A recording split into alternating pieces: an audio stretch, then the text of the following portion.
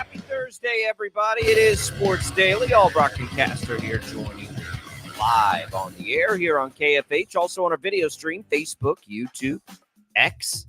You'll find us. Glad to be here with you. You can find us on social media. You can reach us through that KFH hotline at 869-1240. Glad to have some March Madness back in the air. We've got March Madness. It's opening day for Major League Baseball. Sneaky top day on this year's sports calendar when you get opening day and the Sweet 16 starting all at one time. Lots of betting to talk about today, Tommy. I was just kind of thumbing through before we went on the air today, getting a little action. It's time to pick it back up this week. So we'll get into all of that. Tim Fitzgerald, our K-State insider, will join us in the second hour. I want to talk to Fitz, and I don't know how much you guys have talked about this with him because I've been gone for a couple of Thursdays in a row. These big jobs have sort of come and gone now, and Jerome Tang was not really, that I saw, rumored for any of them. So we'll get to the latest on that. His future at K-State has, have bridges been mended there with the president? We'll get with Fitz on that a little later. Chad Chambers in the studio producing, manning that KFH hotline. We appreciate mornings here at KFH, fired by Prairie Fire Coffee. Getting some delicious coffee, getting revved up for a big college basketball weekend and the start of Major League Baseball, which means the start of the Royals. Tommy, how are you this morning? Man, I'm good. I love opening day. It's always one of my favorite days of the entire year. I'm a big Braves fan, as people who listen to the show know. Their game got rained out. It got called off yesterday, so they're playing a doubleheader tomorrow. So I've got to wait another 24 hours for Braves baseball, but that's okay. The Royals are in action. A doubleheader, though. I know that's pretty great. Good. Of course, Royals are in action, and quite a few other teams, kicking things off today. So it's always a great day of the year. Getting ready to go for the Major League Baseball season. I'll tell you, and the Rangers have the sort of the evening game tonight by themselves, and I'll be at a birthday party. But I think since it's on ESPN, I'll be able to get it on easily. I am fired up for Royals baseball. I don't know about you, but like my juices are, and I don't know how long that will last. I mean, you never know with the Royals. It would sure be nice if they could get off to a good start, which they haven't been able to do, and it seems like forever. They've had decent finishes, but man, it's been a long time since they've just sort of come out of the gates hot. But you feel good about Cole Reagans, that trade last year. He's taken the bump. Bobby Witt Jr. has his new deal. The pitching staff has been bolstered here. Can some of these young bats wake up? I am, man. I'm fired up that they play in a bad division.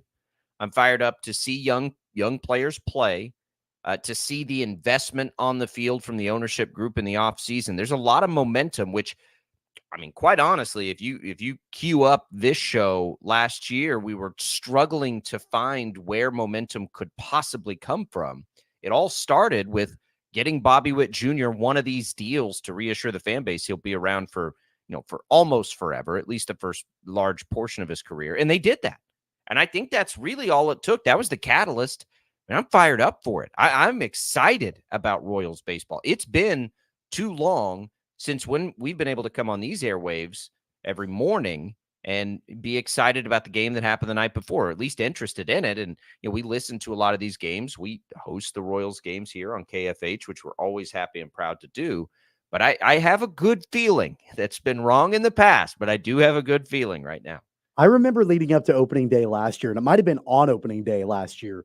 I tried to be more optimistic, I think, probably than I should have been. It was kind of wishful thinking. It was, hey, like they've got an opportunity. Maybe Bobby Witt Jr., can take a major step forward. And he did individually, but, maybe that would lead to more wins for the Royals. I remember, and I was, obviously way wrong last year. I remember saying that I thought that they could potentially be a 500 team last year. That was kind of my baseline expectation for them. And I remember talking about that leading up to the season. And really, we got through the first month. And I remember their record was 7-23 through their first 30 games. And we were like, okay, never mind. It's not going to happen for him. So I think that as, we start to have a little bit of heightened expectations just based upon, again, the growth of Bobby Witt Jr., the evolution of these young bats, the way that the pitching staff has gotten stronger in the offseason. The Cole Reagans trade, as you mentioned, is a really good thing, it looks like, for the Royals, and he'll be their opening day starter today. I think that it's okay, number one, to raise those expectations, but also to make sure that they get out of the gate strong. That was the major issue a season ago, and it has been for quite a while, is just they stumble out of the gate, they fall far behind early on, and then they're constantly trying to dig their way out of the hole as the season progresses. They can't do that this season. They've got to at least come out of the gate strong because, again, remember last year they ended the season fairly strong. So that they've got to try to find a way to get things started on a good note. It's been the biggest problem, and I'd have to go back and look at April records historically, but they've been bad. And it has really hampered what they've been able to do. Ken, a great Royals fan, points out that they have playoff teams in 5 of their first 8 series. I don't know what that means. I don't really care. You still have to play well. And there's a difference, too, I think, Tommy, between winning all these games and playing well and looking good and being competitive. If they run into some buzzsaw starting pitching or, okay, that's fine. But you can't go through and win 2-3 games this month or whatever it is. The pitching will be significantly better this year. Starting pitching should be significantly better. I mean, not even in the same stratosphere as it's been in some recent years. You start there. The Royals win total, Tommy, is at 73.5. I think I like that over. I mean, it's they would be in that scenario the 6th worst team in Major League Baseball. I don't know that I certainly don't think of this team that way. Not with the things that they've done this offseason, not with the continued growth of Bobby Witt Jr. I certainly see them, not the 6th worst. Can they get to 73 wins? Last time they had 73 wins or more was in 2021. They had 74. And then we'll scrap the COVID season, right? They've only reached that win total one time in the last 5 full seasons of Major League Baseball. So keep those things in mind when you think about those win totals. Since the last year of the good era in which they were a couple of games under 500, right? Remember, they tried to stretch it out a couple extra years, which I was fine with at the time. They have 58, 59, 74, which was the year that kind of got us all excited again, but then 65 and 56 wins. That's all they've had. They got to be better than that. It's time. And, that 500 mark is probably a decent mark to shoot for. I don't want to get too excited, Tommy. I want to be realistic with these expectations. It's, did they make 20 games up? And that's did they make 20 games up in this offseason over what they were a year ago? That's a little bit harder to wrap your head around, right? Like that part of it's like, okay, maybe we're being too ambitious here. But I also think that you have to bake in that everything sort of went wrong last year. I mean, just look at this rotation versus a year ago. Cole Reagans, Michael Wacha, Brady Singer, Seth Lugo, Jordan Lyles. Lyles now slides into a 5-hole there, which he needs to very badly. Reagans, Wacha, Lugo, for sure, are better than anything they've run out since the World Series years. If Brady Singer, who knows with Brady Singer? He's shown good and bad. Is it 20 games better? I don't know, but it is a lot better than it has been. I don't know if the lineup's as good. If I'm being honest, I don't know if the lineup's as good with Salvador Perez aging. But the pitching staff, top to bottom, even the bullpen should be way better. I mean, it's not, again, I use this, it's not in the same stratosphere. The Royals pitching will be significantly better. There's injury risk and all these things involved, but man, I mean, it has us more excited, certainly than in the last 3 years. And we've been wrong. We've been moderately excited, but maybe it's boy who cried wolf. Maybe this is all for naught and who knows, but at least they're trying this time. Yeah, I mean, I think that, again, it's okay to, I think, be a little bit more optimistic for the Royals this year. And then, set those manageable expectations. And honestly, I don't think that it's, really irresponsible, at least in my opinion, to say that the Royals could be a playoff team, but that's It's not. but that's less about the Royals and that's more about the competitiveness of the AL Central. Like I think everybody is kind of in unison. There's kind of a unanimous agreement that the AL Central is probably going to be the weakest division in Major League Baseball this season. Mhm. And so if you can combine an improved Royals team, and I don't know if it's 20 wins from last season improved. It could be 10 or it could be 12 or something like that. I think that that's more, maybe realistic in the realm of possibility. But if you combine that with a weakened division, then sure. I mean, I think that there is a scenario if the pitching holds up and comes through throughout the course of the season that we could be talking about the Royals battling for a playoff spot. Now they're gonna. I think they're gonna have to win the division. They're not gonna. I don't think they're gonna be good enough to get a wild card, No. into the playoffs. But if you can just compete well, and win enough games to win that AL Central and sneak into the playoffs, well, then at that point, all bets are off and anything can happen. With the Yankees and Blue Jays and Rays and Rangers and Astros and Mariners, two of those six, beating out one of those Yeah. six for a wild card is I don't unlikely. think It's any the team division in or the AL bust. Central will be a wild card team. I No, think it would even take before the games start today, as the season right. starts, I'm going Yeah. on record right now saying the AL Central will not be a wild card team. The only representative from the AL Central in the playoffs will be the division winner. And that is not a bold statement. It is hard. It's legitimately hard to envision a path for anybody else outside of those six teams. So we get into this scenario then, okay, 500, the Twins are going to be better than 500, I think. Is 500 good enough to even win the division? That's a bit of a stretch for me. Probably not. 81, I don't think 81 games is going to be I'm good kind of enough. targeting 85. Like I think The maybe the Twins division are winner is an good, 85 right? game The winner. Twins are pretty good. The Indians are, excuse me, the Guardians are always good. And then you've got the others. Detroit will certainly be better than they have been. The White Sox probably are not quite there yet, but Detroit's got a lot of good young players too. So it's not a cakewalk. So then again, you have to look at it.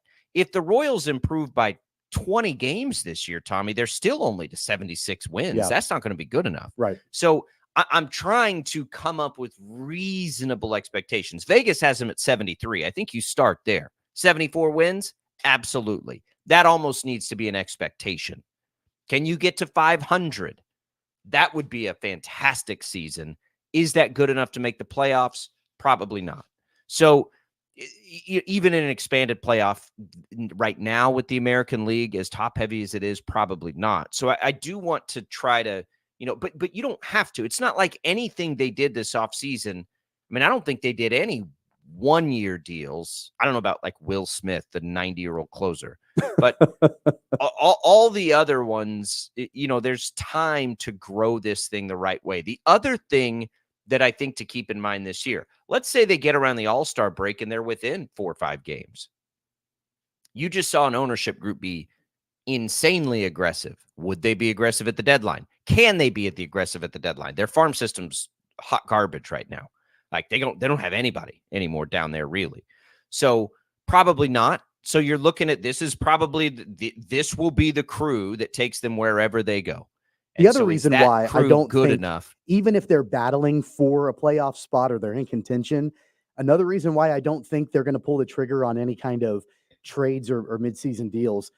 Obviously, you mentioned the farm system, but also I think the only time the Royals have really ever been willing to be buyers at the trade deadline is when like it's a World Series or bust team. Like I think about the Johnny Cueto acquisition, the Ben Zobrist acquisition. Like that was when Yep. the Royals were primed in position to go and compete for a championship. And even though we have increased expectations this season for Kansas City, I'm not sure anybody is, penciling in the Royals as being a team that could contend for a World Series this season. So Will Smith, they signed to a 1-year deal. Yeah, that's it. So then Waka, Lugo were both on multi-year deals. So you've got a couple of years. The only players None of the significant players. It's not going to matter. The bullpen guys maybe, but none of the significant players that they brought in. The other thing to consider, though, that they'll have to wrestle with this year, they'll have very attractive.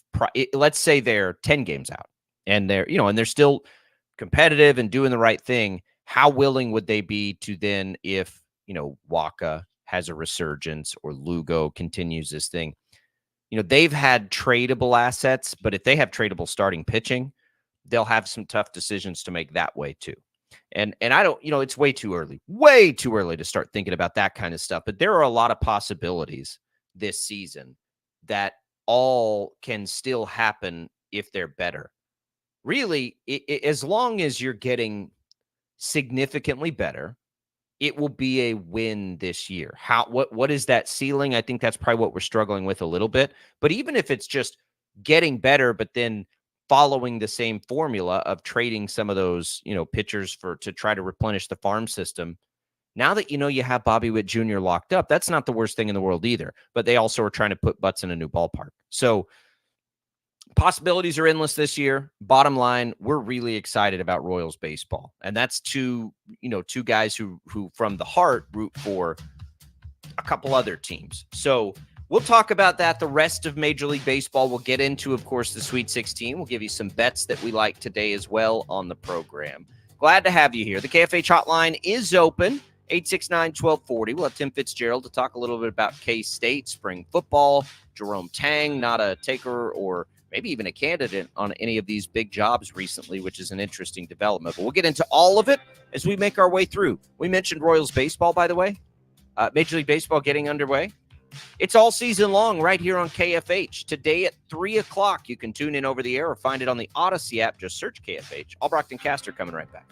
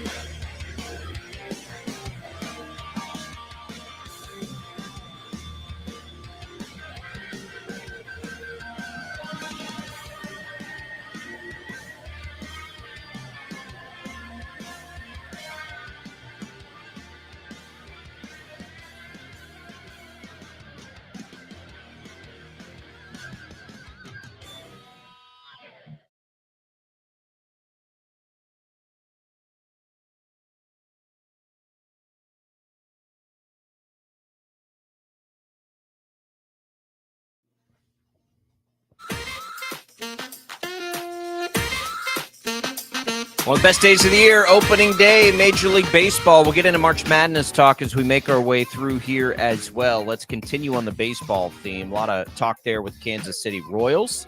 Man, cannot wait for all of it today. We've had some cancellations, some postponements, I should say. That'll be all right. We're looking at some win totals this year. The Dodgers obviously sit at the top of the odds to win the World Series, win the most games. Right behind them are the Braves. Then the Astros, Yankees, Orioles, Phillies, Rangers. Twins are actually projected way up there, Tommy, at 87. So the Royals would have a lot of work to do. And then the Mariners at 87, Blue Jays at 86. Of all of those teams, do you see anything appetizing? I certainly wouldn't waste my time with the Dodgers. Your Braves, probably not, juicy enough for me. I wouldn't take either of those overs. I got to tell you, this isn't even a homer thing. Rangers at 88.5 seems low to me. They have some starting pitching to replace, but their lineup is stupid good. They've got two rookies that are going to vie for Rookie of the Year probably to add to what they essentially had last year. And I think they can get there. I think that's an opportunity, 88 games there for them. Their World Series odds, which is, you might remember from listening to this show, as I talked about it almost every day for a month, is significantly lower than the 50-1 I got it at last year, but 14-1 is not bad as we look at the contenders. Orioles 89, but they got a lot of talent. That's a pretty big ask, I think. I think of all of these that I'm looking at, I honestly, Tommy, and it's not a homer thing, I think the Rangers at 88 and 14-1 might be the best bet of that group. Everybody, you're a homer. Well, what do you think's better than? Of course I am, but what's of the teams that have a real chance? Yeah. Like you're not touching the Braves at a projected 101 wins. I love the Atlanta Braves. I'm not betting anything regarding the Braves this year, unless it's like maybe individual, like Spencer Strider, strikeout leader, things like that. But like their over win total to win the World Series. Winning the World Series, like they are favored everywhere. Like every article I read, they are the favorites to win the whole thing. And I'm like, I'm not touching that. Like it's not, I would rather another team be the favorite because then they've got to live up to those expectations. So I'm not touching Atlanta on anything as much as I love them. I know that 89 win total is a big ask for the Orioles, but gosh, they looked good last season. They did. And I don't think that was a fluke. I think that was young talent coming together. And they added Corbin Burns. And then you take conceivably, you would think they take another step forward this season, and these rookies and these young players have another year under their belts. And I remember us talking about it during the postseason, that the biggest knock on the Orioles was that that team had never been to the postseason before. Those players had never experienced postseason baseball. They've got that under their belts now. They got a taste of it. I'm sure they want to get back. I kind of like that one. I'm looking, where are the Diamondbacks? 83, because they also, with a lot of young talent, that's not bad. The problem when you look at some of these, and this is maybe an advantage for the Braves and why it's so high, is their division. I don't think, even though the Phillies will be good, is quite as deep. Like when you look at the AL West and you consider, if you're in my train of thought, that the Astros, Rangers, and Mariners are going to be an absolute just ridiculous fun race to watch, that's what's going to make it hard for any of those teams. So like if I'm looking at it, the Astros with the highest win total, just by the fact that I think all three of those teams are equally good, that'd be the one I'd avoid the most, would be the Astros. The Mariners are right there with the Rangers. They're at 87. The Rangers are at 88. That's why I like that there. The problem, I think, for the Orioles is the same problem any of those face: Yankees, Blue Jays, Rays, so they actually have four of those teams. That's what might make it difficult. That's what makes it hard to get there. I mean, the Dodgers are always ridiculous. The Giants are relatively interesting now. The Reds are an up-and-coming team. I mentioned you know what the Tigers' win total is, Tommy? I said they had a lot of good young players. They're at 80.5. Vegas is basically saying they'll be a 500 team. That's interesting, too. And I wouldn't bet that either because they really do have a lot of good young players. I think the Angels, honestly, at 72.5, Ron Washington, and that's another, I just love Ron Washington so much. but everything seems about right. I don't disagree with Vegas really on any of that. I would never. I think the Dodgers and the Braves aren't worth the. You never make a futures No, bet with bad odds like that. nope. But as you look at the World Series odds, you go down the list. I mean, look, Rangers at 14-1. Orioles are also at 14-1. The Phillies 15, the Blue Jays 18, the Mariners 20. You go down and can we find that team like the Rangers last year that just has absurd odds? I mean, I guess One the team, Tigers at 70 to yeah, 1, maybe. one team that I would at least keep my eyes on, and I'm not convinced that I want to take a swing at it yet, but the Chicago Cubs, not that Yeah. they added a lot of talent because they really didn't, but they added Craig Counsell. And I think that part of the thought process was bringing in a manager the caliber of Craig Counsell, who did great things during his time in Milwaukee.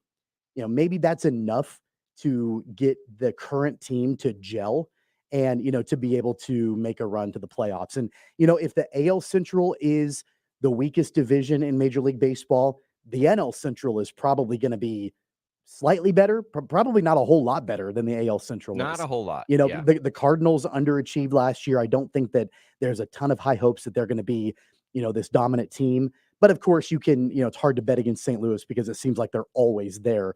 Milwaukee, you would think takes a step back because they lost Counsell, and And Corbin Cincinnati, Burns. Cincinnati had a really good run last year with a lot of young players, but they weren't able to put it all together like the Diamondbacks were or the Orioles were a year ago. And then the Pirates are the Pirates. So I would look at maybe the Cubs as being a team that could be one of those dark horses.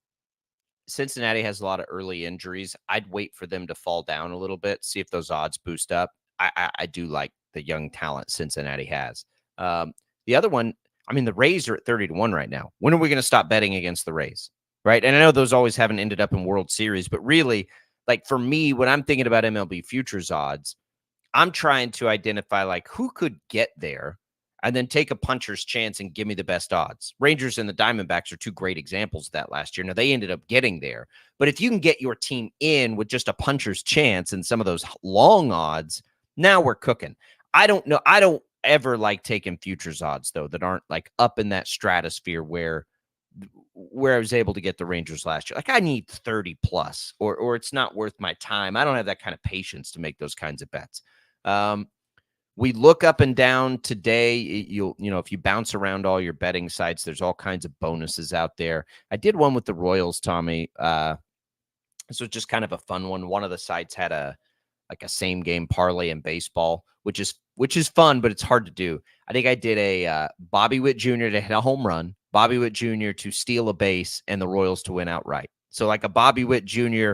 pretty much pick up where you left off last season, same game parlay with a little booster. And I think I got like, I don't know, 9-1 on that. It's something fun.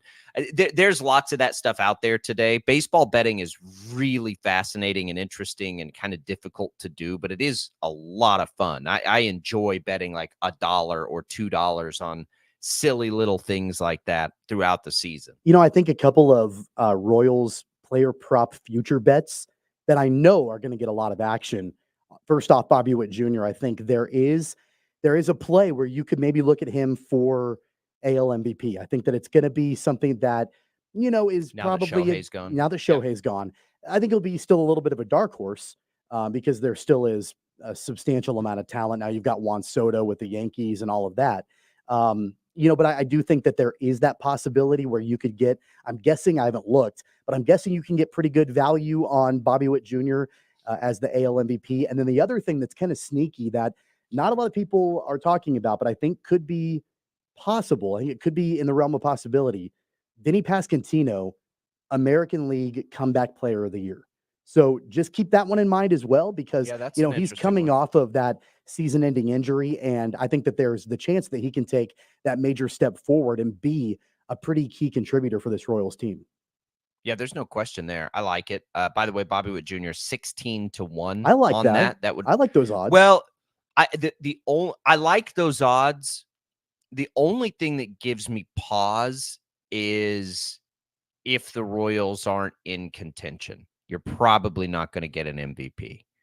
It's maybe a little less than in other sports, but you probably do still need to be in the mix. So the guys, let me just list the players that are ahead of him just in the odds. Aaron Judge, Juan Soto. Makes a lot of sense, right? Julio Rodriguez of the Mariners. I like Bobby Witt Jr. at 16 to 1 more than Julio Rodriguez at 10 Me to 1 too. for sure. And I love Julio Rodriguez. Have both of those guys on a fantasy baseball team. Corey Seager at 10 to 1. I'd like to see that a little higher, probably. Yordan Alvarez at 11 to 1. Both of those are probably safer than Bobby Witt Jr., but offer you a little less. Adley Rutschman at 16 to 1. Also, I wouldn't touch that. I'm not betting a catcher to win a hitter's award. But, and Gunnar Henderson's right there with him. So, yeah, probably Vladimir Jr., Vladdy at 18 to 1 might be even a little bit better. I don't know. He's as good as any of them. I don't love any of them, but I like him just as much as any of the others, probably, I think, right? Like there's no – did Judge and Soto sort of poach each other? Is this the final formula that works for the Yankees? I doubt it. But, They're always going it's to all try, right. though. They're always going to open up the checkbook and try to find something that will work for them. Those are pretty two safe bets with those two guys. I still don't know if I like them more than some of those other AL East teams in totality. I don't think that I do. But it's going to be fun. And Bobby Witt Jr. is square in the middle of all of it. So we talked about the Royals starting slow. Could you imagine the season Bobby Witt Jr. would have had last year if he wasn't, analytically one of the unluckiest players in baseball? Remember, this seems like an eternity ago, Tommy, but do you remember having to talk fans off the ledge of trading Bobby Witt Jr.? Like, guys, hang on. Like, if we watch him play with our eyes and don't just look at box scores, he looked fine, right? He's hitting the ball hard. He's doing all these things. Body language was good. He was unlucky last year. What if he's not unlucky this year? What if those law of averages work themselves out a little earlier? What's on the table for him? I think you start with 30-30, right? 30 home runs, 30 steals, and go from there a little bit. Where can his average ultimately get up to? It's not out of the realm of possibility for him to be a top MVP guy, but it's going to be dependent on the Royals having some success this year. What do you think of Salvador Perez this year as we're talking about players? How much does Salvi have left in the tank if they can finally just, let him hit? And he's going to catch. He always does. He wants to. I'm glad he does. That's cool. I wonder how much offense he has left in the tank. And I always wonder with him if there is the possibility of some Nelson Cruz or David Ortiz ride into the sunset as a DH. Like if he could just focus there. He's one of the more underrated power hitters to me that we have in baseball. I'm very curious to see how long he can stretch this thing out and what he does this year. I think that I have this thought with Perez that people think that he's a lot older than what he actually is because he's been around for so long. He's 33. We're not talking about Salvador Perez at Right. 40 or 42. Has he lost a step? Sure. You play a demanding physical position like catcher. Yeah, you're going to probably lose a step. And I know that they've, moved him more to DH and he's played some first base and things like that to extend his career. I think that's important. That's for sure important for longevity. Is he the kind of player now at 33 that will go out there and mash 45 home runs in a season? Probably not. I don't think that's really the ceiling anymore, but he might. I think he's still going to be a power threat. There's no doubt about that. And just the intangibles that he brings to this organization. I've got no concerns about his productivity. I've got no concerns about, his longevity. I think that especially considering that the Royals have taken steps to try to keep him from, getting injured and not playing catcher every day and all of that. I think that's a really important thing. I think, look, I don't know who's going to back him up. Royals World Series odds, by the way, about 150 to 1. You want to take a real flyer. Salvador Perez is younger than we think he is. He's had 23 home runs each of the last 2 years and right around 80 RBIs. RBI. He's hitting just a little over 250. I think there's room for improvement there. He's played hurt a lot. If they can, I think about this all the time. Like, just imagine Nelson Cruz, David Ortiz. I mean, is he as good a power hitter as Big Papi? Probably not. Can he be as good a hitter as Nelson Cruz was? Yeah, I think so. And if he does that, there is a real world where he can go 4 or 5 more years, Tommy, of giving you 25 home runs. I think he's a Hall of Famer anyway, but I think he can really still help the Royals for a long time. I mean, what are they going to be able to do at DH, right? Think about their bankroll for a second. You've got Salvador Perez isn't going anywhere. Salvador Perez played for you forever. Can't you just kind of pencil him in? See how much he can give you at catcher, and then just pencil him in at DH for the rest of the way. That's what some of these other guys have done, and they played forever. Well, part of the reason way. that they had him playing first base last year, Vinny Pasquantino was out. So they needed to have somebody fill in there. Correct. With I envision healthy him doing back, that less. I don't think that that's really going to be much of the play, but I'm DH him. absolutely okay with having him play DH.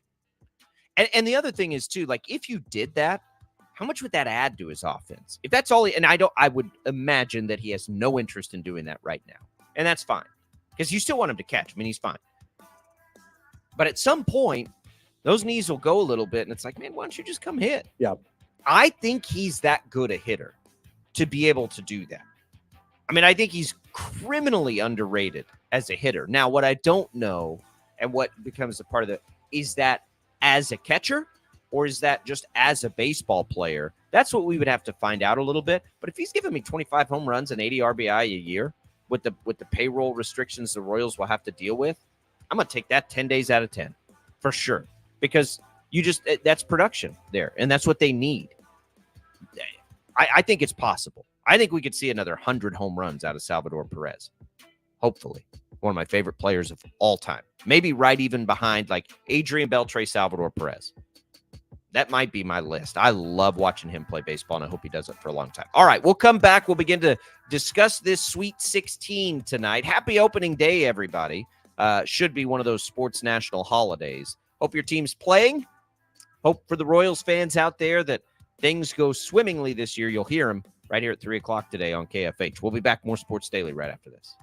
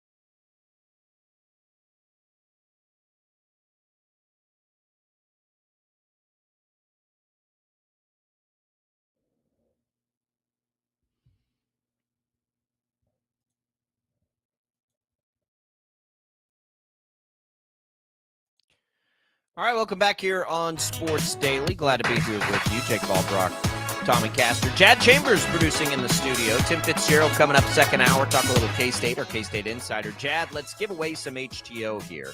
We'll do a free iced tea, which you can use at the Derby location or at either Wichita location, East or West Wichita. Try the new Strawberry Passion, limited time flavor, is here for the spring and summer. People are loving it. We'll also give you a free brew house coffee. Now, did you try it, Jad? Yeah, I've tried that one before. It's excellent. It's one of the favorites, and it's back for the first time. It's only the second time it's ever been out there, so check that out. And then free brew house coffee offering for you as well. That's featuring now free rain coffee, so you can get those 869-1240 to get your chance to win there. Tommy, it's Sweet 16. We're glad to have basketball back, certainly. 4 games tonight. There are some bets I love, and we'll get into that at the top of the next hour. There are some bets I really like tonight. But we're looking at this. What do we need to happen tonight, right? Like for our sports fandom to be happy, what do we need? Well, I would say you just need UConn and North Carolina to lose, and then we can all be happy, right? That's a fair sentiment, isn't it? Is there anybody else people should actively root against here? I mean, it's really those two teams. I think I'm fine no matter what else happened. Now, my bracket, there are some major implications. I'm going to pose. I mean, here's the thing. I get where you're coming from about UConn and North Carolina, because then you've got wild and craziness, and all the 1 seeds, outside of Houston are gone at that point. And none of the 1 seeds are gone. You'd still have Purdue.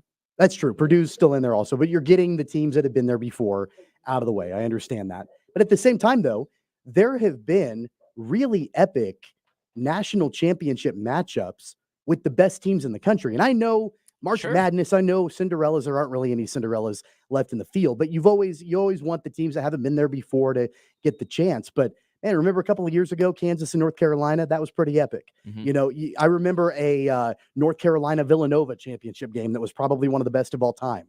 And those were probably the 2 best teams, or 2 of the best teams in the country when they faced off against each other. So I think it's okay, even if you've got a team like North Carolina or UConn to make their way through. And another point, it'd be really cool to see UConn go back to back, because that's extremely hard to do. It's hard to do. It's impressive. I don't think it's cool. I mean, I will give UConn this. Hurley has done a fantastic job to turn himself into a villain. Like, he has transformed them into a great villain, and I appreciate that greatly. But that's what he's done. So they're a villain. Live it. Now I want to root against you in every game. Plus, they're playing the Aztecs. Give my wife's team a chance here. UConn is a juggernaut. Their next game is the one I think we all circle, whether it's Illinois or Iowa State, which is my favorite of all the Sweet 16 games. That will be the latest game tonight. I will be staying up late tonight to watch that one after the Rangers hopefully open things up. I'll be bouncing around a lot. I've got to be at a birthday party. This is a night where I need lots of TVs too. But it is going to be interesting for UConn's sake. I don't know that there's another team in the tournament. UConn feels like they could blow everybody out every night, right? They feel like they could beat everybody by 10 every single night. That's what I don't like. They feel like such a heavy favorite. That's why I want to see them lose. Every game they play, I don't care if it's against Houston, is going to feel like UConn's a heavy favorite in that game. So I'm going to root against them every single time. North Carolina, I just don't really like North Carolina. It's fine. That's just being a hater, right? Same reason I don't want to see Duke win. Same reason I don't want to see Kentucky win, whatever. Before I moved here, felt that way about Kansas. Now I love Kansas, of course, and Kansas State and Wichita State and everything else. But I think we're in for some good ones. UConn's game, again, certainly has the biggest opportunity to be a blowout. I do think Arizona, Clemson's hard to figure. Arizona's really good. Clemson's got that chip on their shoulder from after last year. I don't know what to do with them. We'll talk about our bets. We'll tell you what we're picking tonight, what we really like. We'll pick each game, and then we'll tell you which ones we would actually lay money on. We'll do that next. Tim Fitzgerald, our K-State insider, coming up in the second hour. I want to talk about Jerome Tang and all these openings. Last year, everyone was worried Tang would go to Louisville. Well, Louisville came open, and I don't even know that Jerome Tang was a candidate. Maybe I missed it. We'll talk to Fitz about that. Congratulations to Bryce for winning our HTO giveaway. We'll come back. Hour number 2 of Sports Daily coming up.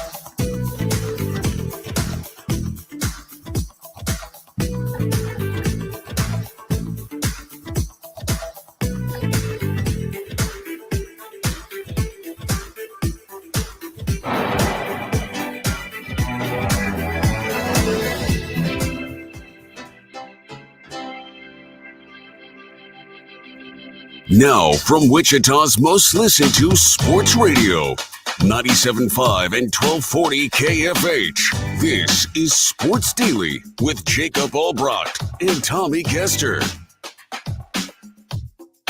All right, hour number 2. Happy opening day, everybody. For all those who celebrate, you can celebrate with us a little later this afternoon. Orioles baseball on KFH. Stuck at the office? Just put in a earbud and listen with us to the Royals, trying to get things started and get off to a quicker start. We spent a lot of time on baseball, really all our time in the first hour, talking about that. We'll have Tim Fitzgerald, our K-State insider, coming up a little later in this hour. Let's talk about the Sweet 16, Tommy. Jacob Albracht, Tommy Castor here. By the way, the KFH hotline's open for you during this segment, 869-1240. Sweet 16 looking good. All the matchups look pretty good. I believe San Diego State is the biggest underdog of the round of 16 by far. 11.5-point dogs tonight. So what we have tonight, we have Clemson and Arizona. Arizona, a 7-point favorite.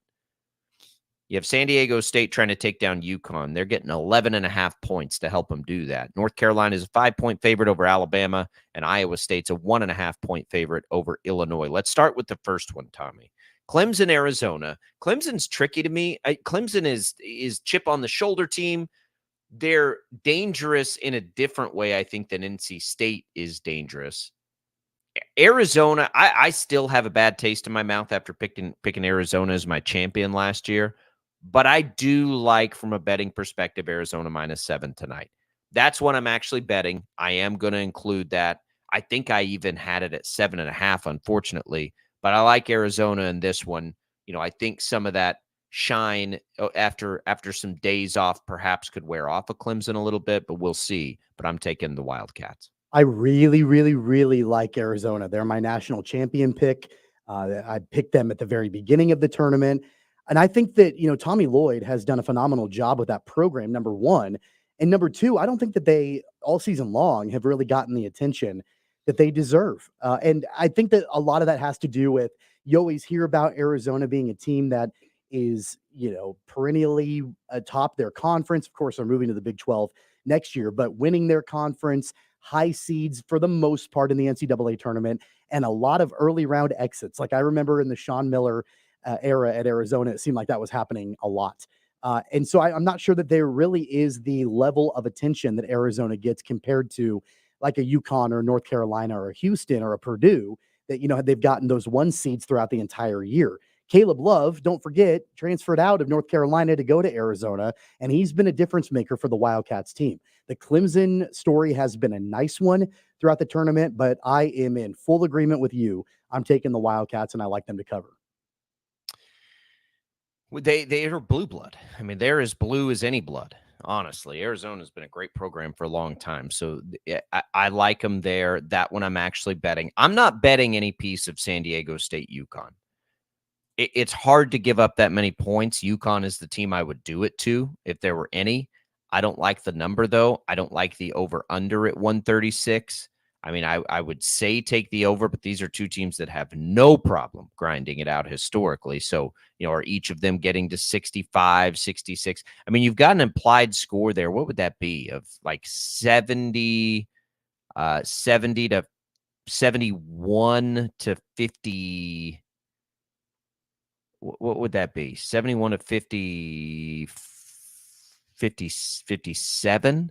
No, that'd be 14.5. It'd be even different than that. So you're taking UConn to get, this is always hard for me to do, 73 to 62, 74 to 63, that kind of score. I don't know, man. I don't like anything betting this game. Just to be perfectly honest, if I had to, I suppose I would take UConn to cover. But 11.5 points, that's got backdoor cover all over it. I don't like any part of this one. Yeah, I'm probably going to stay away from that one too. That's not something that I really feel like. Let's just be real. I think that there are much better bets tonight. So that's probably, I'm with you. That's probably not what I'm going to touch. So then we go to Alabama and North Carolina. And by the way, just from a watching perspective, I'm in on that game because I think every game UConn plays will, you'll want them on upset alert, and you've got high attention to those. 33-3 this year. Goodness gracious with UConn. Alabama, North Carolina. I don't really love the number in this one, but I love the under in this one. 174 in a college basketball game, Tommy. You're talking, you're talking 80, 87. You're talking North Carolina getting up close to 90, which they've done. Don't get me wrong. Like Alabama games have gotten that high. North Carolina games have not gotten that high. And Alabama's gotten that high, but they also haven't gotten that high. They're about 50-50 on getting over that number. I know this is going to be run and gun crazy, but if there's any portion of this game where teams go cold a little bit, that's a hard number to achieve. I'm taking that under as one of the bets I'm actually making today as well. So I'll take under 174 because that is a high implied total.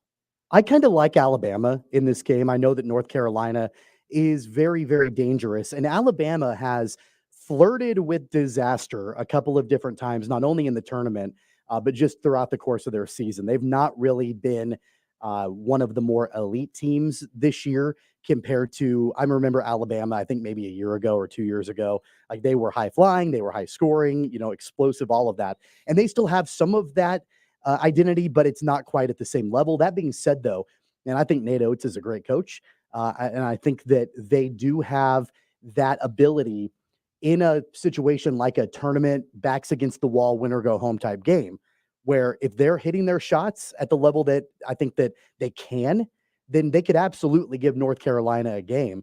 So I kind of like them to cover at least. I mean, I'd be getting 4.5 points. So I like that. I'm not sure I like it totally on the money line necessarily. I'm sure the odds are pretty juicy there on the money line, but I'm at least going to take Alabama to cover. Tommy, the last time, and if I'm betting one side of it, I think I agree. But I agree. I would take the points. I like Alabama, and I want to root against North Carolina. They haven't gotten over once. North Carolina hasn't gotten that high in a game since February 17th, and before that, they got there right at that number with Duke on February 3rd. And I think that's it. Like, I don't think, and okay, back to November 29th. Like, they do not get that high typically. Now, on the flip side, Alabama loves to get that high, right? Alabama is that high a lot. I think they've been that high in all of their turn. They didn't get that high against Grand Canyon, but they did against Florida. They did against Charleston. They did in the SEC finale against they get there a lot. We'll put it that way, more often than they don't. But North Carolina doesn't, man. And I got to think, like, if you're North Carolina and you're going into that game plan and you see the way Alabama likes to play, what are you going to do at that point? Right? You're going to try and not let that happen. So that's why I like it there. If I took a side of it, though, I think I'm with you. I would think I would take the points. All right. So then we have one more this evening, which is my favorite of all these Sweet 16 games. I have struggled with this since the moment the bracket came out because either one of these two teams was going to be my national champion. I was hoping for this to be my national championship matchup. I was hoping, all of these things, but nope, it's a Sweet 16 matchup. Illinois, Iowa State. It's Iowa State's -1.5. The over-under is 146.5. Illinois is my champion. I have to take them on the money line here and pretty much just get like even money, I think is what I got on that, plus 100. So I'm going to take Illinois there. I love both of these teams. I hate that they're playing in this round and not later in the tournament, but they are. And, it's going to be tough. It's going to be tough. From a betting perspective, I think Illinois on the money line is probably the play, although that's not what I'm rooting for, so I'm not going to make that bet. I want Iowa State to move on. I want Iowa State to win the game. But knowing that it's basically a coin flip as far as the odds are concerned, I think that you're going to get obviously you're going to get better odds with Illinois on the money line. So that's probably, if you're going to take a side, the way to go to be able to get plus money on it. But I want Iowa State in the Elite Eight. I want them to move on. There are only two teams from the Big 12 that are in the Sweet 16. Yeah. I want it to be TJ Ulterberger and the Cyclones.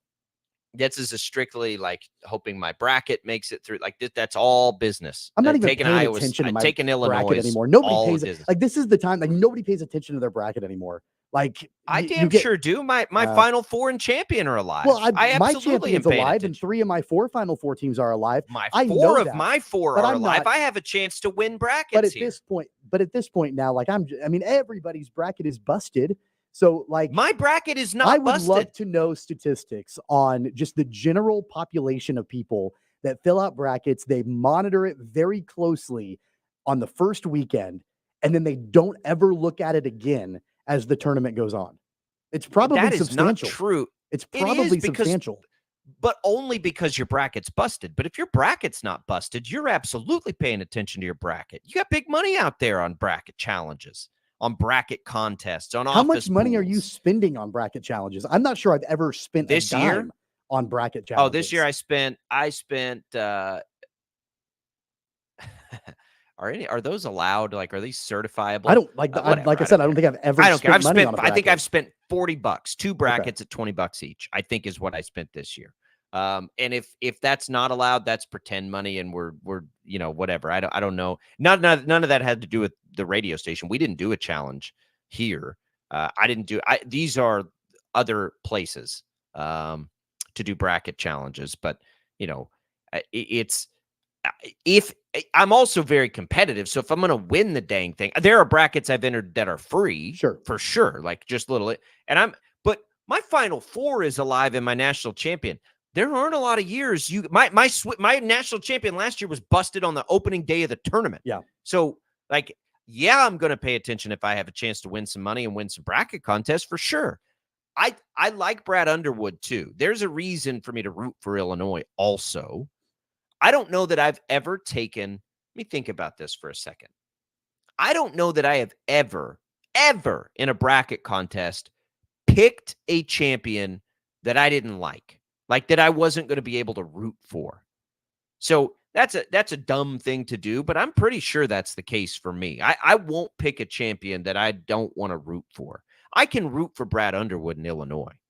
Iowa State, Houston, San Diego State, Illinois. If one of those teams wins the championship, I'll be very, very happy as a fan because I would love to see any of those teams I'd win. throw in Probably like would love to see Creighton win it. Or Gonzaga. Yeah. I'm okay with throwing them in it just I'd because be they fine with haven't them finally done getting it before. Yeah.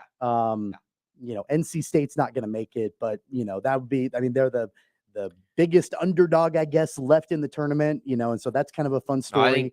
I think guess. San Diego State is, but I do have a bone to pick though about the games that are scheduled for tonight and tomorrow night in the Sweet 16 round.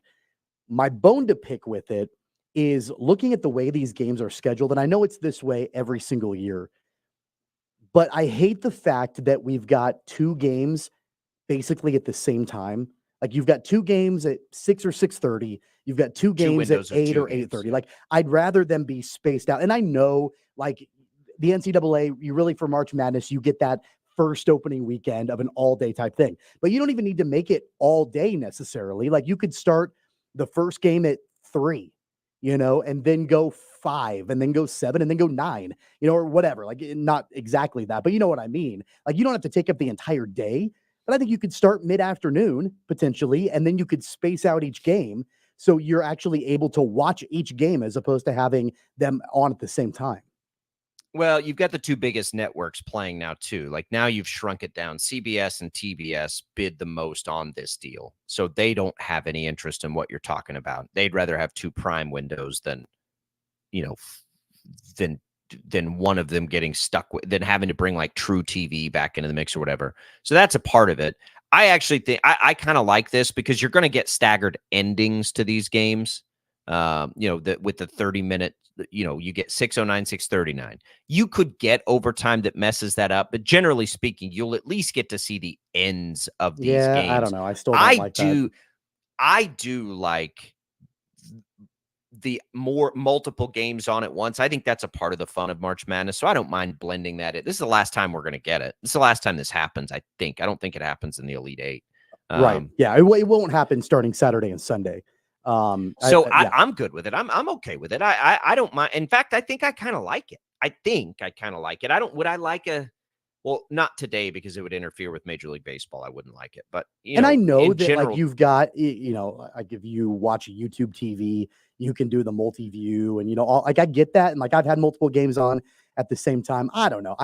There's a part of me I'm kind of like, man, sure would be nice if it was I had the opportunity to watch each game in its entirety and just go back to back to back to back because we're not talking about, a 15-2 matchup. We're talking about the Sweet 16 here, and I'd like to be able to watch these 16 teams in its entirety all at once. But I understand that, we won't actually get that until the top 8. sure would be nice if your wife loved you enough to let you hang 2 TVs in your basement. That's what would be really nice. Because then you wouldn't have well, this you problem. have that in your basement, right? Correct. Yeah. Yes. So that's correct. I won't. That's a dig at me. And you know what? I did show my wife when you did that. I showed my wife the photo that you took, and I'm like, hey, look what Jacob did. And it was not just a no, it was a hell no. And it was a very Hey, quick, but it's an investment quick for shutdown. work. That's how I did it. I was like, I said, honey, like I have to be able to sometimes watch more than one game. Like it's my job. And I think eventually it was just a concession of like, all right, fine, do whatever you want. It wasn't like oh yeah, I don't know that she bought that line. It's moderately true. But mostly it's that I wanted to watch Red Zone and the Chiefs at the same time. That really was for work though. I have thrown out, things about, hey, honey, it's for work. It's for my job. And, 9 times out of 10, the response is, I don't care. And I'm okay. Fair, like, thanks. Thanks for being honest about that. So, it is what it is. Why can't we just do what we want? Give me like one room where I can do whatever I want. Like whatever I want. They always say that, but that's never true. Like, nah, I don't know about that. I have a TV in the office down here where I sit now. That one was a bold move by me because it was kind of like a no ask, just do. You just did it. Situation. Just did it. It's like, do you really need another one? I'm like, yeah, I do, kind of. We're sitting here on the radio. I have to be able to glance up. If like a breaking news item falls across our lap, like I'm going to see it there, most likely. My wife is actually a fairly tuned in sports fan for the most part. She can't handle all of it. So here's a good example of that. Typically in years past, she's kind of locked into March Madness, and she's a KU fan. She's a KU grad, so when Kansas is doing well, she's pretty locked into it, filling out brackets. In years past, I'll come home from work on, the opening days, and she'll have the games on at home or, whatever. We'll watch them in the evenings. She's not watched, I don't think, any March Madness this year. And I finally asked her why. Mine hasn't either. And she was like, well, here's the thing. I've been really into the Chiefs. I've watched a lot of football. I've watched a lot of Chiefs games. And I'm like, okay, that's great. But you do know the football season's over. And now you can watch March Madness. She's like, I can only do one. I can only do one at a time. So I guess she sacrificed March Madness for the sake of watching the Chiefs. It is what it is. And I'll take it, though, because if she's watching football, then that means I can watch football. And it's never a big deal. My wife has always been a bigger football fan. She has enjoyed trying to catch some of the Aztecs here in their runs. But her, I don't even know there was a time where we didn't miss a Chargers game. Like that was her big fandom, were the Chargers. Then we moved, then we started having kids, and then it's just like she's prioritized, and it has not even remotely been high on her priority list. And then the Chargers left San Diego, of course, and I think a lot of her fandom died when that happened of the Chargers. I think she still roots for them. She hasn't watched much March Madness. It's not that she doesn't like it though. Like she doesn't mind when it's on and paying attention. Like I was down here working it was the Houston game. It was the end of the Houston and that overtime game the last time they played against Texas A&M. And she stopped and had to watch the end of it. She couldn't, like, she saw that it was happening and was like, okay, well, now I have to see how this ends and how this happens. So it's still there, but yeah, no, she didn't fill out a bracket this year. She won the bracket challenge last year and didn't fill out a bracket. My wife did not fill out a bracket either. My wife is the luckiest person in the world, and she does not use it for good nearly often enough. She wins bracket challenges. She does all this stuff. I made her go buy a lottery ticket. Yet, not yesterday, but the day before. I was like, go get one of each.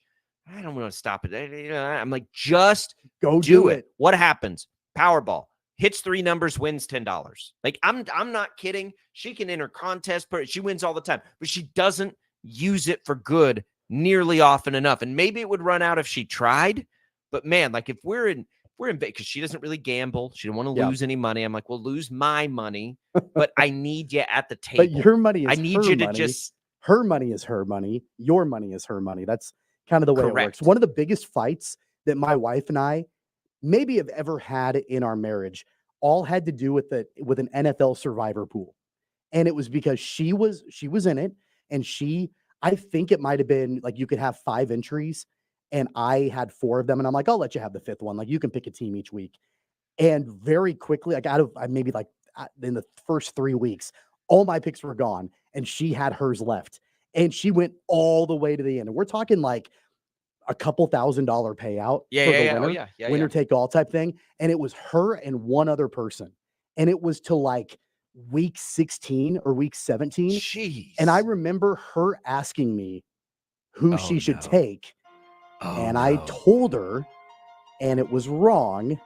And she lost. You can't answer that question. And she was so angry at me. And like that. Yeah. And so at that point, I'm like, don't ever ask me again. I will not give you my answer. I will not give you my opinion. And in fact, I'm pretty sure what happened after that was I paid for my entries and she paid for hers. And we never talked about it again. She picked the team she wanted, I picked mine, and it was all good. But we lost out on a couple $1,000. I hate, we talk about betting and we do that stuff. It makes me so nervous when people have big money and they're like, what should I do? And I'm like, man, you're there. Yep. You got there. You do you. Like, because if I'm wrong, that sucks. Like, I'll give you what I think, but there has to be a big disclaimer that says, man, that's just like, do your thing. Hey, just Doing follow that with my wife. She would kill me. She would murder me. All you have to do is follow the Reese Davis philosophy of just calling it a risk-free investment, and then you're fine. Did you hear about that? That's true. No. So there was a betting segment on ESPN last week, and Reese Davis was interviewing a betting expert, and she was given her expert advice, and he called it a risk-free investment. And he just got blown up on social media. Like, people are like, irresponsible. Why would he say that? It's betting. He had to issue an apology, all of that, because he called it a risk-free investment. If you have a problem in that space, Reese Davis saying that will have no impact in a negative way on your problem. It's okay to make jokes. It's okay to make jokes. We make those kinds of jokes all the time. Goodness gracious. Whatever. 869-1240. We're going to come back. Tim Fitzgerald, our K-State insider, is going to join the program. I'm curious about Jerome Tang. I don't think I saw his name on any of the lists for these big jobs that are now passed. We'll get Fitz's take on it. Maybe he has. What does that mean for his future in Manhattan? We'll talk about it next on Sports Daily.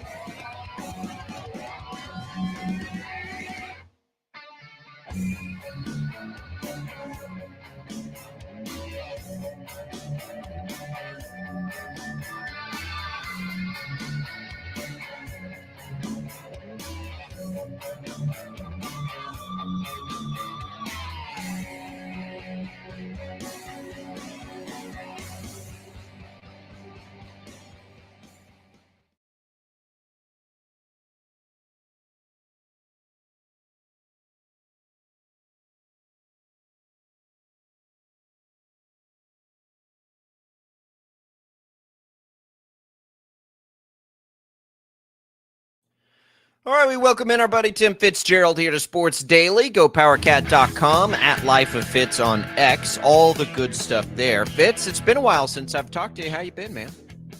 Where you been? Witness protection? No, I've been on, well, I went to Hawaii for 10-year anniversary with the wife. So that was time number Nice. one. Really, maybe it's been 3 times. That may have covered 2 times. And then I went on a little weekend bender with like a guy's trip last weekend. So Hey Fitz, so It's- looking at him from his Hawaii trip, you wouldn't be able to tell. I mean, he's just as pale as he was before he left. never. I Nice. reflect the sun. Nice. I reflect it. Just sat under a coconut tree and dreamed of Kansas. That's right. Just wishing I was back on the plains. All right, Fitz. So as this has all happened, as I've been gone, I have not seen, and correct me if I'm wrong, has Jerome Tang been ahead or a candidate or a top choice for any of the big jobs that have come open? I know there haven't been a ton of big jobs, but everyone was worried about Louisville last year. Louisville came open and they just settled on the Charleston coach. So what does that tell us? Was Tang a candidate? If he was and he stayed, or maybe it's cooled on him a little bit from the national perspective. Either way, it's working out great for K-State because they don't want to lose Sure. him. I think he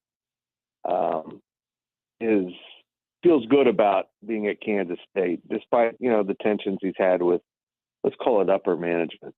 And but I think he understands how everyone embraces him here, and he feels like he can get it done. And as long as he feels like this is an opportunity to win at the highest level, he will stay. And if he ever feels like he can't do that, or another opportunity is better to do that, he might move on. But I'd like to point out that I don't think he's ever leaving the Big 12. He sees the Big 12 as the big leagues, the most competitive league.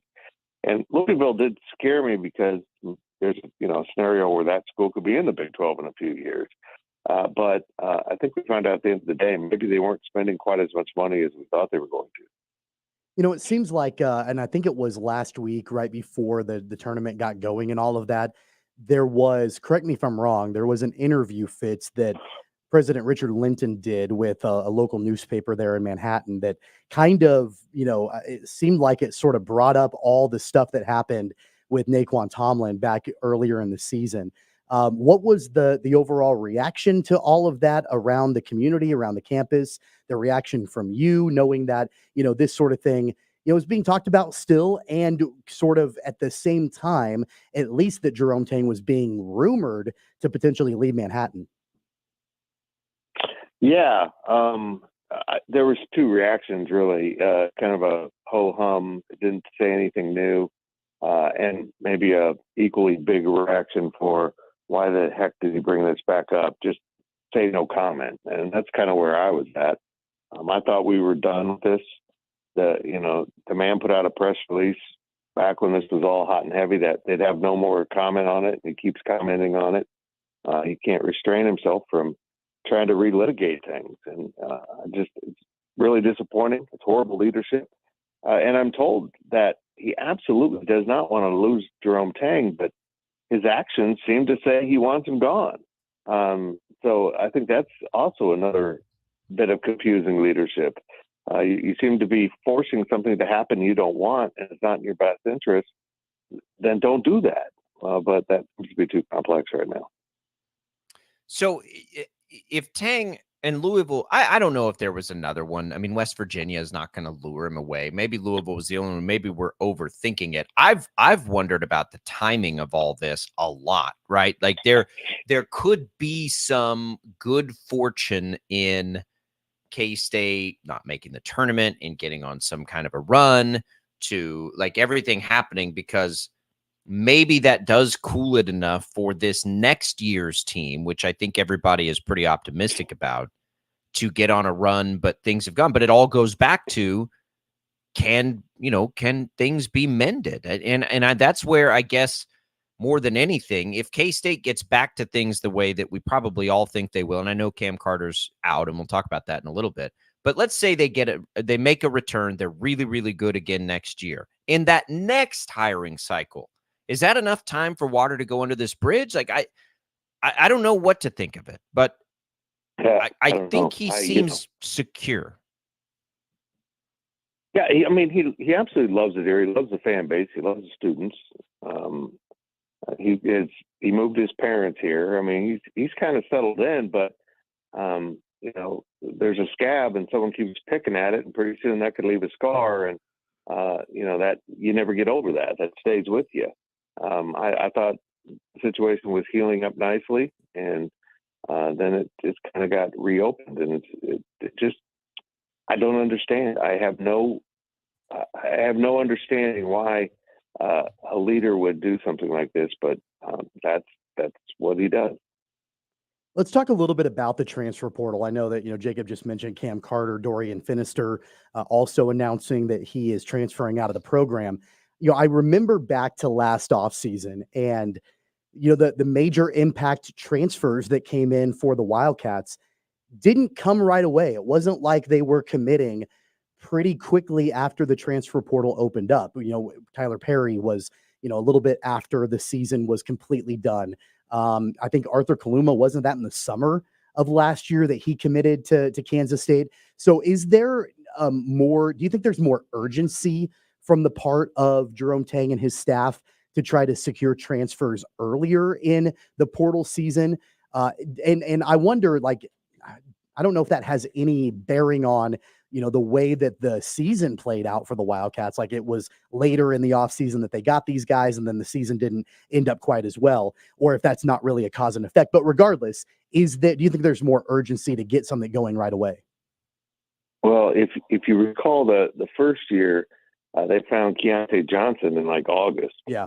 And I think that turned out to be a distraction because they thought they could maybe find someone of the same style last summer, and that never came around.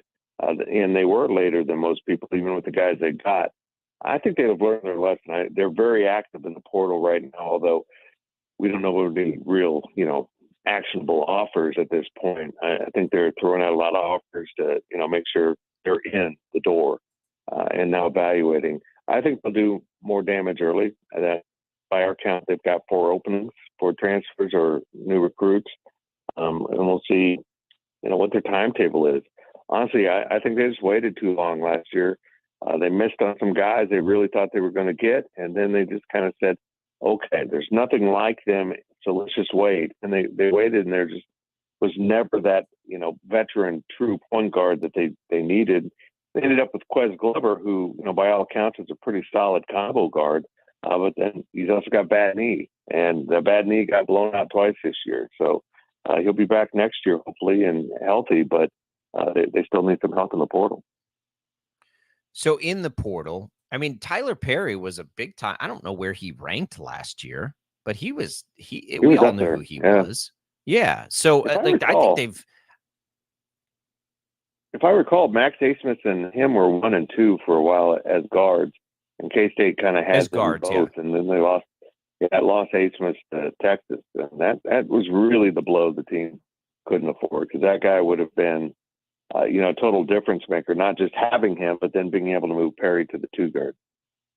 So Dickinson, I know, was pretty widely considered the top. And then, yeah, I think it was those two Right. guys right there at that position they were trying to fill with Marquise Noel. So they've got a history of doing this multiple times, right? They've landed big fish lots of times. I guess I just sort of assume they're going to.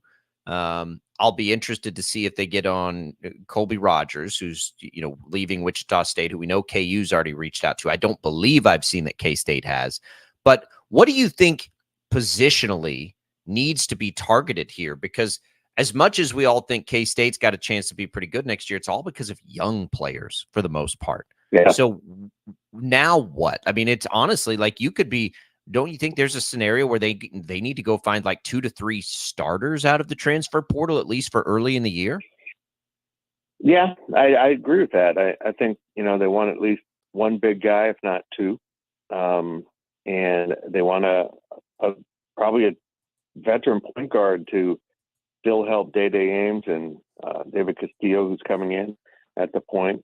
They want to get to the point of their program where their veteran guards have been homegrown, but that's a 3-year process at the minimum. So, I mean, they feel like Day Ames and R.J. Jones and David Castillo are going to be big-time players, but we're talking about next season 2 sophomores and a freshman. So I think they'll continue to supplement with veteran guards. He loves veteran guards. Always remember that about Jerome Tang. Tough, dynamic veteran guards. And if he can find one, he's going to take them, or, 2, he'll take them. He just wants dudes at this point. They probably need certainly another interior player to go with Gerald Colbert down low, but he's just looking for the best players possible.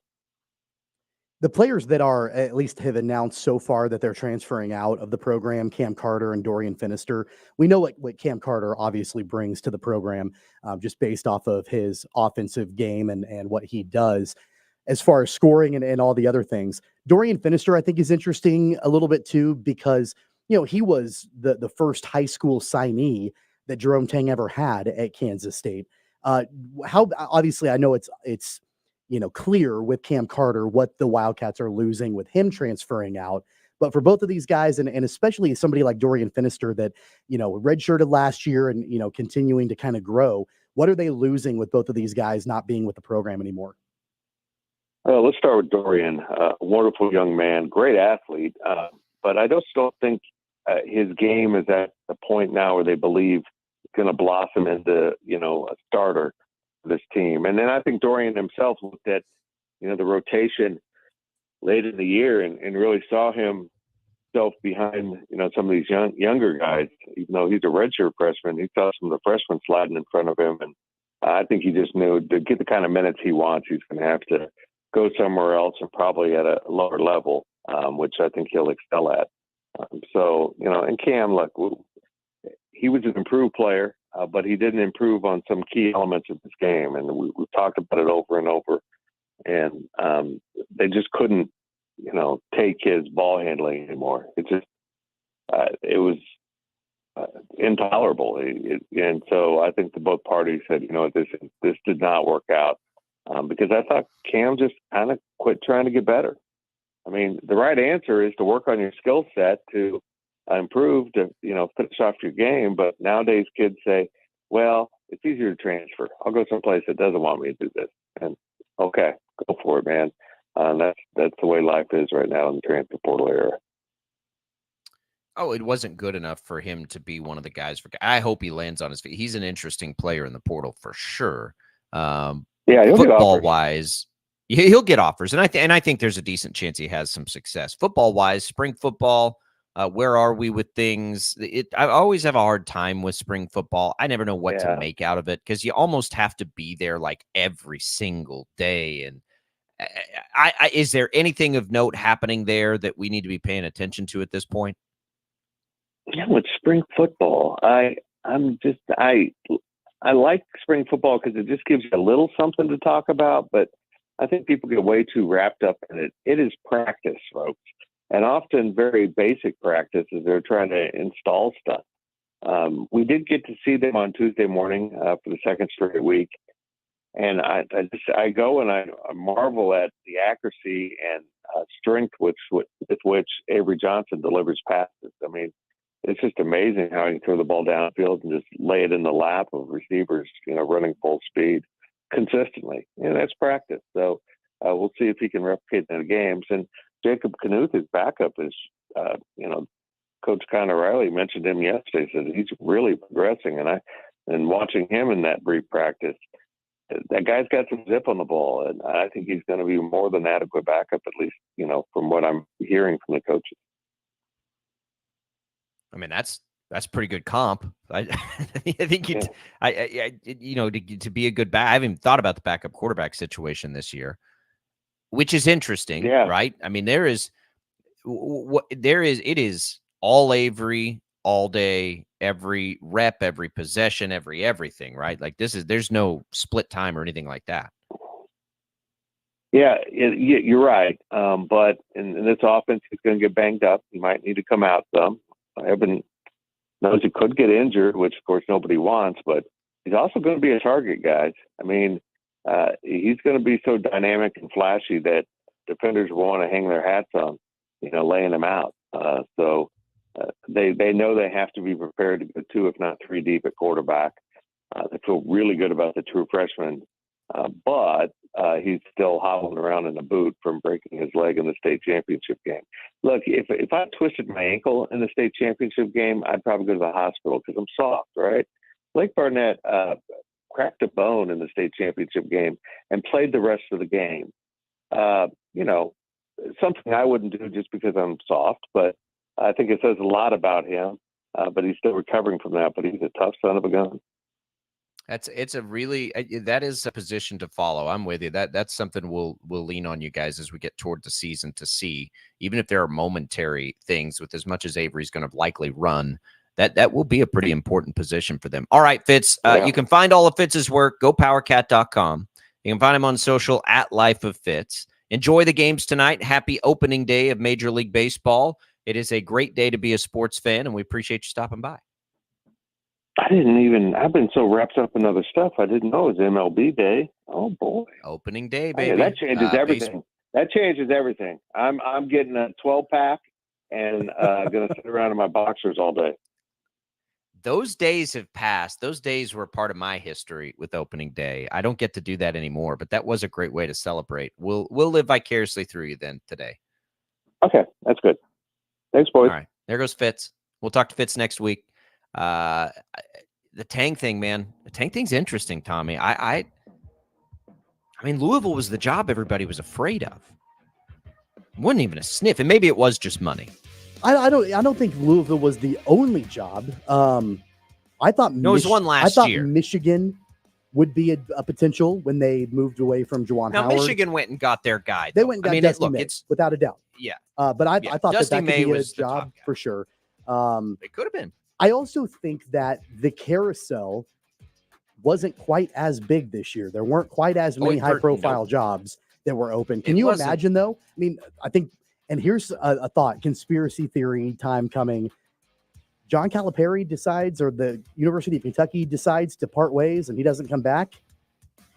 Maybe that's what Jerome Tang's waiting for. I don't know.